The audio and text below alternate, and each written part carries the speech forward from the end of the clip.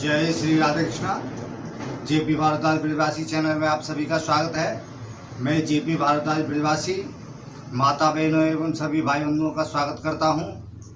तो आइए आज हम जानते हैं अपने YouTube चैनल के माध्यम से हम आपको बताने जा रहे हैं कि 21 जून दिन रविवार आषाढ़ मास कृष्ण पक्ष की अमावस्या के दिन सूर्य ग्रहण जो पड़ेगा उसमें आप क्या कर सकते हैं, क्या नहीं कर सकते हैं, वह सभी हम आपको बताने जा रहे हैं, जिसके करने से संतान की प्राप्ति, विद्या में लाभ, धन में लाभ, अनेक प्रकार की इच्छाएं पूरी होंगी। वह किस तरीके से होंगी और किस तरीके से हमें करना चाहिए, वह सभी हम आपको बताने जा रहे हैं। परंतु उससे पहले जिस किसी भाई बहनों ने एवं माताओं ने मेरे चैनल को सब्सक्राइब नहीं किया है तो कृपया उनसे अनुरोध है मेरे चैनल को सब्सक्राइब अवश्य करें तथा बगल में लगा घंटी का बटन अवश्य दबाएं, जिससे हम जो भी वीडियो बनाएं उन सभी का नोटिफिकेशन आपके पास में पहुंचे। शेयर करें तथा लाइक भी करें। तो आइए 21 तारीख दिन रविवार जो सूर्य ग्रहण है उस दिन हम क्या कर सकते हैं, क्या नहीं कर सकते हैं, वह सभी हम आपको बताने जा रहे हैं। सबसे पहले तो यह योग काफ़ी सालों बाद, करीबन 580 सालों के बाद में यह योग बन रहा है, जो कि सूर्य ग्रहण से 15 दिन पहले उपछाया चंद्र ग्रहण हुआ था और सूर्य ग्रहण से 14 दिन बाद भी उपछाया चंद्र ग्रहण है। तो इसलिए इस सूर्य ग्रहण को हम चूड़ामणि ग्रहण भी कह सकते हैं। तो इसमें अनेक फायदे हैं। जिस समय सूर्य ग्रहण शुरू होगा उससे पहले, यानी रविवार के दिन 10 बजे से सूर्य ग्रहण शुरू होगा, तो उससे पहले प्रातः काल में आप जल में थोड़ी सी हल्दी डाल करके सूर्य ग्रहण को अर्घ्य दीजिए, जिससे हमें बहुत ही लाभ प्राप्त होगा। धन में भी लाभ प्राप्त होगा, संतान में भी लाभ प्राप्त होगा तथा आपके अंदर जो कामना है, जैसे पुत्र कामना है तो आप पुत्र के लिए प्रार्थना करें, क्योंकि जब यह सूर्य ग्रहण पड़ेगा तो सभी देवी देवता उस समय वहां पर उपस्थित होंगे और जो इनके लिए कामना करेगा, किसी अपनी मनोकामना के लिए उनसे कामना करेगा, प्रार्थना करेगा, तो वे उनको वरदान अवश्य देंगे। तो इसलिए हमें अपने मन के अंदर जो भी कामना है वह सूर्य ग्रहण के समय अवश्य करनी चाहिए। यदि हमें पुत्र संतान की प्राप्ति करनी है तो हमें आदित्य हृदय स्तोत्र का पाठ करना चाहिए, पुत्र की कामना करनी चाहिए, बाल गोपाल कृष्ण भगवान की मूर्ति सामने रख करके उनसे मनोकामना के लिए प्रार्थना करनी चाहिए। अगर हम विद्या के लिए करना चाहते हैं तो सरस्वती जी का ध्यान करें। आप जिस देवी देवता का ध्यान करेंगे उसका मंत्र अवश्य लेना चाहिए।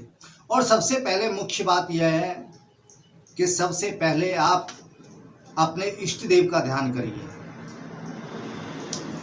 अगर आप इष्ट देव का ध्यान करेंगे तो आपकी सभी मनोकामनाएं अवश्य ही पूर्ण होंगी।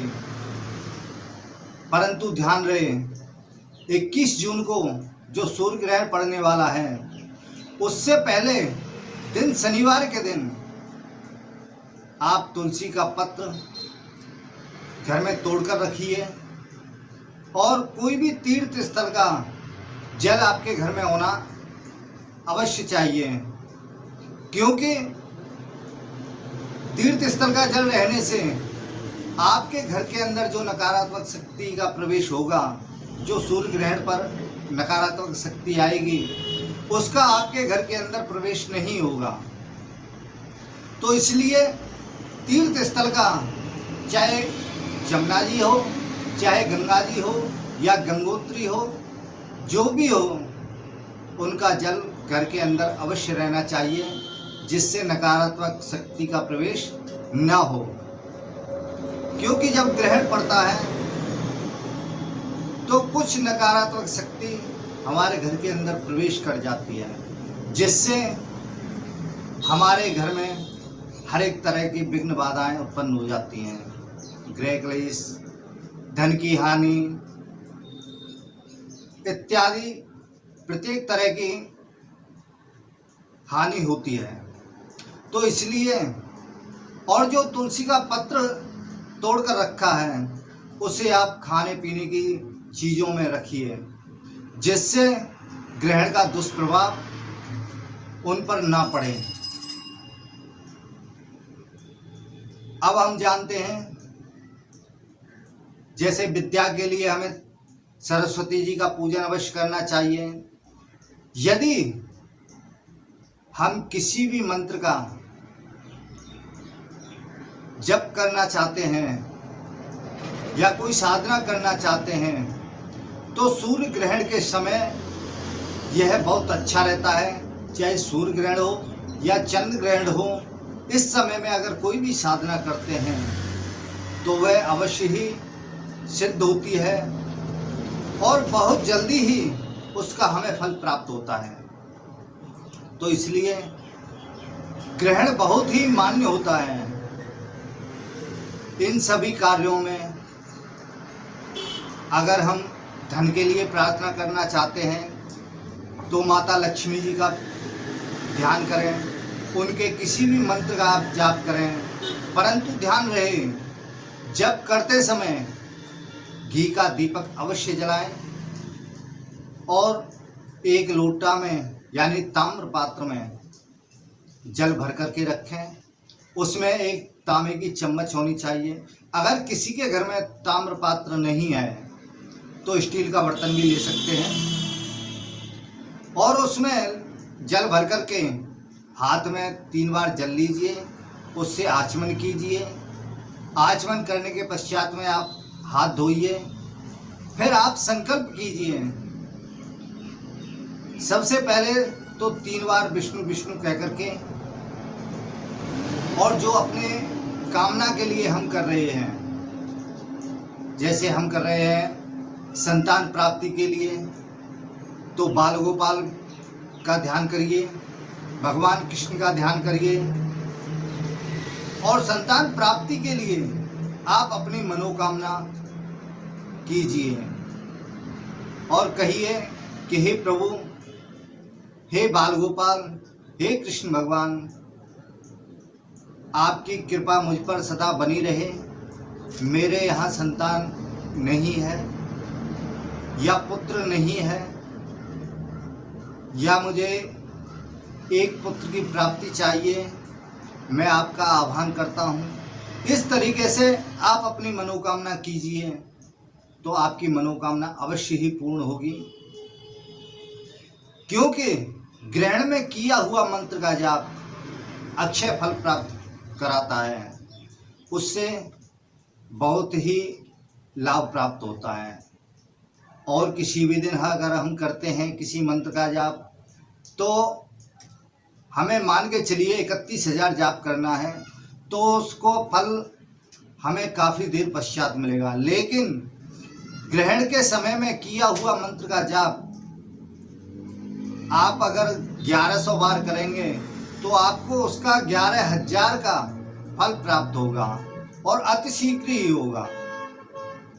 तो सभी को चाहिए किसी भी कामना करने के लिए सबसे पहले संकल्प करना चाहिए और अपनी मनोकामना के लिए जिसका कर रहे हैं उसका, उस देवी देवता का मंत्र का जाप अवश्य करना चाहिए।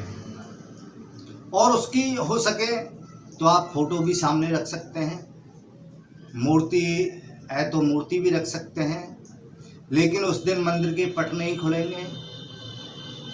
और गर्भवती स्त्रियों को बहुत ही सावधानी बरतनी चाहिए। उस समय हो सके तो आप किसी ऐसी धार्मिक पुस्तक को लीजिए जिसका पढ़ने में आपका मन लगे।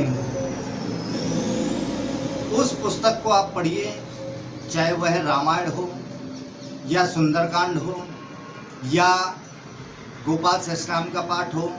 अगर गोपाल सहस्त्रनाम का पाठ करते हैं तो यह बहुत ही अच्छा है, क्योंकि जिसका प्रभाव आपके बच्चे पर भी अच्छा पड़ेगा। तो इसलिए गोपाल सहस्त्रनाम का पाठ भी सबसे महत्वपूर्ण होता है। अगर कोई भी व्यक्ति किसी कार्य के लिए करना चाहता है, किसी के लिए, धन के लिए, किसी संतान के लिए या किसी भी कार्य के लिए करना चाहता है, तो वो उसी देवी देवता का फोटो या मूर्ति अपने सामने रखिए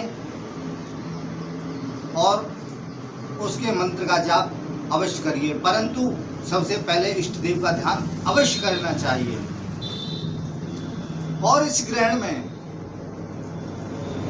आप इस सूर्य ग्रहण में, चाहे सूर्य ग्रहण हो या चंद्र ग्रहण हो, व्यक्ति को दान अवश्य करना चाहिए। अपनी श्रद्धा अनुसार करिए। कोई जरूरी नहीं है कि आप सोना चांदी हीरे मोती ही करें। हमारे बस का है अन्नदान करना। 5 किलो अन्नदान कर सकते हैं या 2 किलो अन्नदान कर सकते हैं, जितनी श्रद्धा अपने अंदर है। परंतु वस्त्र दान अवश्य करना चाहिए, जिससे हमारे घर में धन धान्य की वृद्धि होगी। चाहे आप तेल का भी दान कर सकते हैं, जिसको छाया दान भी कहते हैं, जिसके करने से हमारे ऊपर ग्रहण का दुष्प्रभाव नहीं पड़ेगा। एक पीतल का बर्तन लेकर के या स्टील का बर्तन लेकर के, वैसे तो स्टील के एक कटोरी लीजिए और उसमें आप अपना चेहरा देखिए। चेहरा देखने के पश्चात में उसे दान कर दीजिए, जिसके करने से जो नकारात्मक ऊर्जा का प्रवेश होगा वह हम पर दुष्प्रभाव नहीं देगा। तो कोई सोना दान करता है, कोई चांदी दान करता है, कोई अन्न दान करता है, कोई वस्त्र दान करता है, कोई बर्तन दान करता है। लेकिन इस समय सूर्य ग्रहण मोक्ष होने के पश्चात में, यानी 10 बजे सूर्य ग्रहण प्रारंभ होगा और 3:04 पर ग्रहण मोक्ष होगा। उसके बाद में आप यह सारी क्रिया कर सकते हैं। उसके बाद में ही आप दान कीजिए। स्नान विस्नान से सबसे निवृत्त होकर के दान करिए। परंतु एक चीज का विशेष ध्यान रखना चाहिए, वृद्ध, बाल और रोगी जो व्यक्ति हैं वह चाहे कुछ भी करें कुछ भी ना करें, उनके लिए कोई भी किसी भी तरह की रोक टोक नहीं है। परंतु जो स्वस्थ हैं, जो जवान हैं या जिनकी पत्नी गर्भवती है, उन्हें क्या चाहिए? उनको चाहिए कि वह या अपने घर पर ही बैठ कर के भगवान का नाम स्मरण करें, चाहे तो कोई पुस्तक पढ़ें। ऐसा करके समय व्यतीत कर सकते हैं। और इसके अंदर जो सूर्य ग्रहण का समय है उसके अंदर आप ना तो खा सकते हैं और ना कुछ पी सकते हैं, क्योंकि इसके अंदर खाना पीना बिल्कुल निषेध होता है। अगर आप कुछ खाएंगे तो ग्रहण का दुष्प्रभाव आपके ऊपर अवश्य पड़ेगा। इसी के साथ ही जय श्री राधे कृष्णा।